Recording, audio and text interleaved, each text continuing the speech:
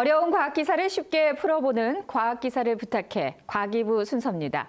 오늘은 새로운 얼굴이 스튜디오에 나와 계신데요. 우주툰이라는 이름으로 활동 중인 과학 커뮤니케이터 박성경님과 함께합니다. 어서 오세요. 반갑습니다. 안녕하세요. 네, 자 오늘은 첫 기사로 어떤 주제를 가지고 나오셨나요? 네, 안녕하세요. 저는 봄과 함께 새롭게 찾아온 과학 커뮤니케이터 우주툰으로 활동하고 있는 박성경입니다. 오늘은 꽃봉오리가 피어나는 계절 봄에 딱 맞는 기사를 가져왔는데요. 바로 겨울잠에서 깨어나 활동을 시작한 꿀벌의 이야기입니다. 네, 저도 최근에 이 꿀벌을 보고 봄이 왔구나라고 느낄 수가 있었는데 그런데 예전보다 꿀벌을 많이 볼 수가 없는 것 같아요. 네, 맞습니다. 네. 최근 몇 년 사이 양봉농가에서는 꿀벌이 대량으로 사라지는 현상이 보고되고 있는데요. 단순히 양봉농가만의 문제가 아니라 우리가 먹는 농산물 그리고 생태계 전체에도 영향을 미칠 수 있는 중요한 문제입니다. 그래서 오늘은 꿀벌이 사라지는 이유와 영향 그리고 해결책에 대해서 이야기해 보려고 합니다. 네, 사실 몇 해 전부터 이 꿀벌의 집단 폐사에 대한 이야기가 사실 상당히 이슈가 되기도 했었거든요. 근데 이런 꿀벌 개체의 감소가 현재 얼마나 심각한 상황인가요? 네, 최근 몇 년간의 꿀벌 폐사 자료를 살펴봤는데요. 한국양봉협회에 따르면 2022년 겨울에는 전체 벌통의 57.1%인 약 88만 군, 2023년 겨울엔 94만 4천여 군에서 꿀벌이 사라지는 피해가 났는데요.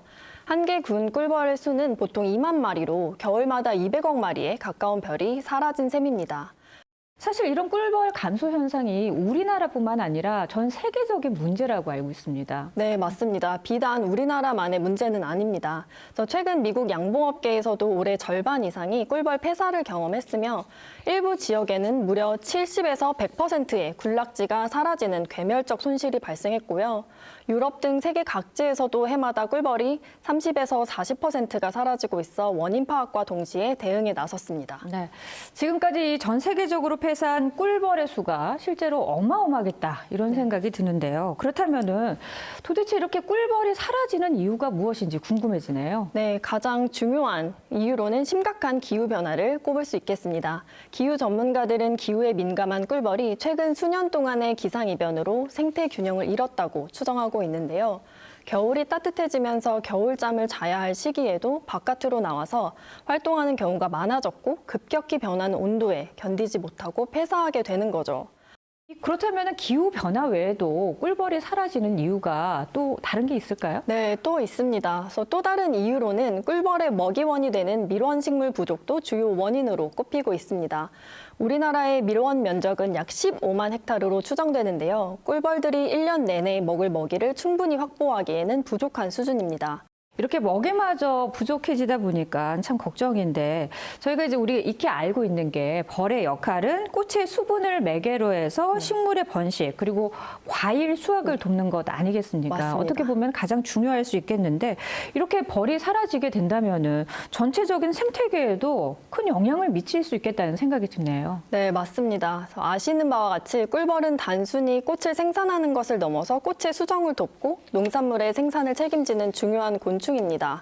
유엔 식량농업기구에 따르면 전 세계 식량의 90%를 차지하는 100대 농작물 중에서 70% 이상이 꿀벌의 수분 활동에 의존하고 있는데요. 우리나라에서도 딸기, 수박, 참외, 토마토, 멜론과 같은 작물의 생산에는 화분 매개용 벌이 필수적입니다. 네. 이처럼 꿀벌이 식물 생태계에 중요한 역할을 하고 있어서 꿀벌이 자취를 감춘다면 생태계에 대혼란을 가져올 것으로 우려하고 있습니다. 네, 말 그대로 상상하고 싶지는 않지만 꿀벌이 없으면 우리가 뭐 멜론이나 딸기나 이런 과일류 등을 이제 먹지 못할 수도 있다 이런 말씀이 되는 거죠. 네, 맞습니다. 네, 맞습니다. 이제 실제로 우리가 섭취하는 각종 비타민과 미네랄의 약 30% 이상이 꿀벌의 화분 매개로 생산되는 농작물에 의해 공급되는데요. 최근 한 연구에 따르면 꿀벌이 사라져 식량 생산이 크게 줄면 영양 부족이 심화돼서 매년 약 50만 명이 조기 사망할 가능성이 있다고 합니다. 결국 꿀벌 감소는 단순한 생물종 보호의 문제가 아니라 인류의 건강과 우리나라의 식량 안보에도 직접적인 영향을 미치는 중요한 문제인 거죠. 네, 꿀벌 개체의 감소. 그리고 나아가서는 꿀벌의 멸종이라고 할 수 있는 이런 것이 이 생태계와 식량 안보에 정말 상당한 영향을 미칠 수 있겠다라는 생각이 드는데 무엇보다도 이제 근본적인 대책 마련이 필요해 보입니다. 네. 우선 꿀벌을 보호하기 위해서는 현재 어떤 노력들이 이루어지고 있습니까? 네, 우리나라뿐만 아니라 전 세계적으로 꿀벌을 지키기 위한 다양한 연구와 기술 개발이 이루어지고 있습니다. 그 첫 번째로는 스마트 벌통의 활용입니다. 유럽에서는 스마트 벌통을 개발해 벌통 내부의 온도를 조절하고 혹독한 날씨 속에서도 꿀벌이 잘 살아남을 수 있도록 돕고 있는데요. 우리나라에서도 지난 2023년에 농촌진흥청이 사물 인터넷 기술을 적용한 디지털 벌통을 개발했습니다. 이 벌통은 꿀벌의 움직임을 자동으로 측정하고 벌통 내부 환경을 조절해 벌들이 건강하게 살 수 있도록 돕습니다. 두 번째로 밀원 식물을 확대하고 도시 속 꿀벌을 보호하는 활동도 적극적으로 시행하고 있습니다. 네덜란드 위트레흐트시에서는 버스 정류장 지붕 위에 정원을 조성하고 꿀벌의 먹이가 되는 밀원 식물을 심었는데요.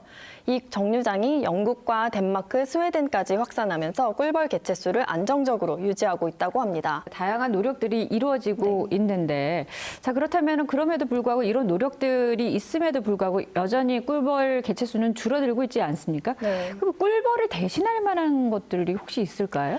네, 그래서 최근에는 초소형 곤충 로봇 개발에 대한 관심도 높아지고 있습니다. 미국 MIT 연구진들은 꿀벌처럼 날개를 펄럭이는 초소형 비행 로봇을 개발 중이고요. 하버드대 교수 연구진들은 전기를 힘으로 바꾸는 압전 소재를 이용해 0.1g의 로봇벌을 개발하고 있습니다. 아직은 어떤 로봇벌도 곤충의 능력에 미치지 못하지만 이 같은 노력이 계속된다면 언젠가 꿀벌 감소 문제를 해결할 수 있을 거라 기대합니다. 네.